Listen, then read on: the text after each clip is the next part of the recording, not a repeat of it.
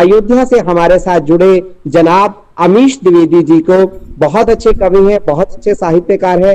देश भर की अनेक पत्र पत्रिकाओं में इनका कलाम प्रकाशित होता है। रंगकर्मी भी हैं, अदाकार भी हैं, साहित्यकार भी हैं, शिक्षक भी हैं, वादक भी हैं। क्या क्या तारीफ करूं अमीश भाई की। तो आपके समक्ष है जनाब अमीश द्विवेदी जी अयोध्या से। बहुत बहुत धन्यवाद सर, और यहाँ पर उपस्थित सभी लोगों को मैं प्रणाम करता हूँ। और आपने बहुत ज़्यादा तारीफ़ कर दी है समझ नहीं आ रहा है कि कितनी बार धन्यवाद कहना है। फ़िलहाल बहुत भारी भरकम सा धन्यवाद देता हूँ मैं। शुरुआत करता हूँ हुल्लड़ मुरादाबादी साहब की ही चंद पंक्तियों से। उन्होंने कहा था, चाँद से खूबसूरत भूख में दो रोटियाँ, चाँद से है खूबसूरत भूख में दो रोटियाँ, कोई बच्चा जब मरेगा क्या करेगी चांदनी।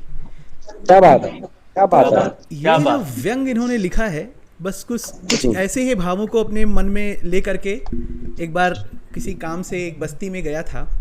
वहाँ पर मैंने गरीबी को देखा बहुत करीब से और उनके संघर्षों को देखा और कुछ लिखने का प्रयास किया है। आज मन में हो रहा फिर एक विह्वल तीव्र द्वंद्व, आज मन में हो रहा फिर एक विह्वल तीव्र द्वंद्व, उठ रहे हैं कोटि प्रश्न देख उनका करुण क्रंद, उठ रहे हैं कोटि प्रश्न देख उनका करुण क्रंद, आओ बने सहारा उनका क्यों हाथ बंधे हैं हम सबके, आओ बने सहारा उनका क्यों हाथ बंधे हैं हम सबके, जो रोते भी सूखे आंसू तार जोड़ लें उनसे मन के।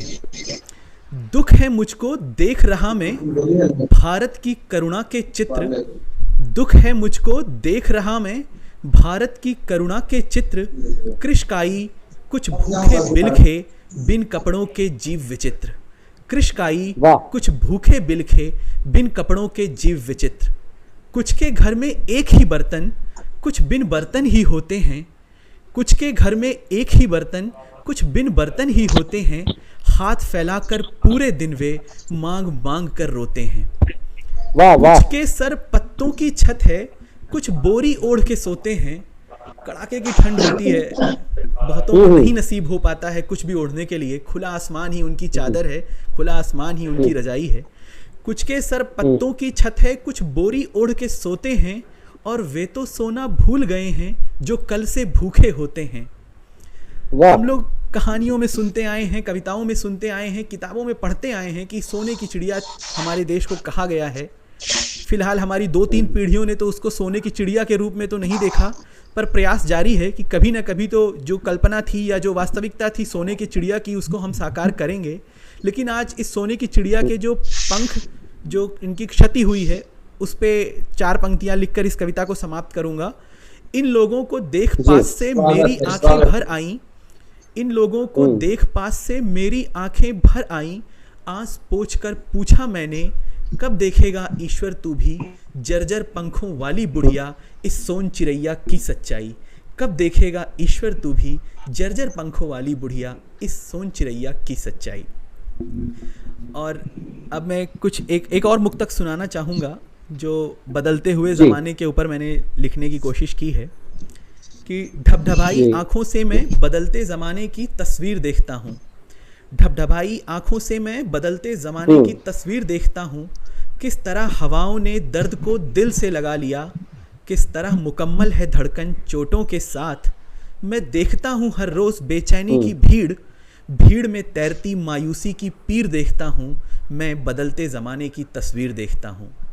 मैं तंग आ गया हूँ सच में इस मतलब के संसार से, मैं तंग आ गया हूँ सच में इस मतलब के संसार से, घुटता रहता है दम मेरा इस झूठ मूठ के प्यार से, पर जीना भी है मरे बिना, पर जीना भी है मरे बिना, सोच यही हर रोज़ अमिश, भागम भागी जग में लुटता धीर देखता हूँ, मैं बदलते ज़माने की तस्वीर देखता हूँ।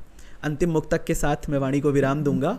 मैं देखता हूँ इंसानों के हैवानी कारनामे, मैं देखता हूँ इंसानों के हैवानी कारनामे, अपनों को लूटती अपनों की ख्वाहिशें, चरमराती मानसिकता और गुमशुदा सोच। मैं देखता हूँ इंसानों के हैवानी कारनामे, अपनों को लूटती अपनों की ख्वाहिशें, चरमराती मानसिकता और गुमशुदा सोच। दुष्ट बादलों में बंधी व्याकुला मानवता रूपी नीर देखता हूँ, मैं बदलते ज़माने की तस्वीर देखता हूँ, मैं बदलते ज़माने की तस्वीर देखता हूँ। बहुत बहुत धन्यवाद मनु जी, बहुत आपने बढ़िया इस अमीश तरह भाई। बहुत और जैसे मैंने पहले ही कहा था कि अमीश भाई की आवाज में जादू है, वो खनकती आवाज है। और अमीश भाई आप बहुत अच्छा लिखते हैं।